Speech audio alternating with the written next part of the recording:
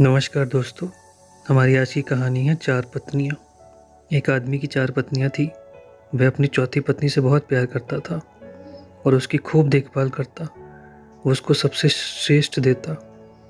वह अपनी तीसरी पत्नी से भी प्यार करता था और हमेशा उसे अपने मित्रों को दिखाना चाहता था। हालांकि उसे हमेशा डर था कि वह कभी भी किसी दूसरे इंसान के साथ भाग सकती है। वह अपनी दूसरी पत्नी से भी प्यार करता था।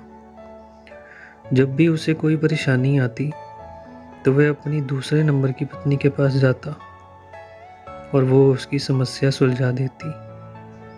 वह अपनी पहली पत्नी से प्यार नहीं करता था, जबकि पत्नी उससे बहुत गहरा प्यार करती थी और उसकी खूब देखभाल करती। एक दिन वह बहुत बीमार पड़ गया और जानता था कि जल्दी ही वह मर जाएगा। उसने अपने आप से कहा, मेरी चार पत्नियां हैं, उनमें से मैं एक को अपने साथ ले जाता हूँ। जब मैं मरूं तो वह मरने में मेरा साथ दे। तब उसने चौथी पत्नी से अपने साथ आने को कहा तो वह बोली, नहीं, ऐसा तो हो ही नहीं सकता, और चली गई। उसने तीसरी पत्नी से पूछा तो वह बोली कि ज़िंदगी बहुत अच्छी है।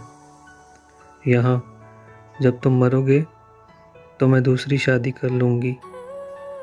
उसने दूसरी पत्नी से कहा तो वह बोली, माफ़ कर दो, इस बार मैं तुम्हारी कोई मदद नहीं कर सकती।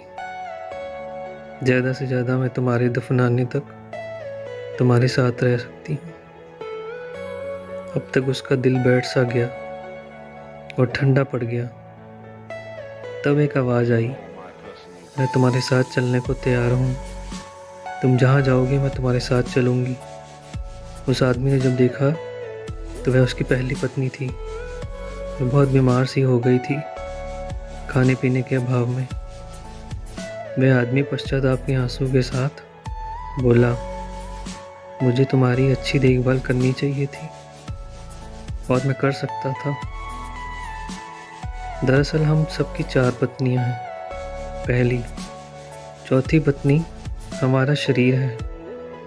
हम चाहे जितना सजा लें, संवार लें, और जब हम मरेंगे तो ये हमारे साथ छोड़ देगा। दूसरा, तीसरी पत्नी है हमारी जमा पूंजी, रुतबा। जब हम मरेंगे तो ये दूसरे के पास चले जाएंगे। तीसरा, दूसरी पत्नी है हमारे दोस्त व रिश्तेदार, चाहे वे कितने भी करीबी क्यों ना हो। हमारे जीवन काल में मरने के बाद हद से हद वे हमारे अंतिम संस्कार तक साथ रहते हैं। चौथा, पहली पत्नी हमारी आत्मा है, जो संसारिक मोह माया में हमेशा उपेक्षित रहती है। ये वह चीज़ है जो हमारे साथ रहती है। जहाँ भी हम जाएं, कुछ देना है तो इसे दो, देखभाल करनी है तो इसकी करो, प्यार करना है तो इससे करो। मिली थी जिंदगी किसी के काम आने के लिए, पर वक्त बीत रहा है कागज़ के टुकड़े कमाने के लिए।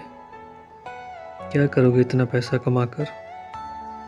न कफन में जेब है, न कब्र में अलमारी, और ये मौत के फरिश्ते तो रिश्वत भी नहीं लेते।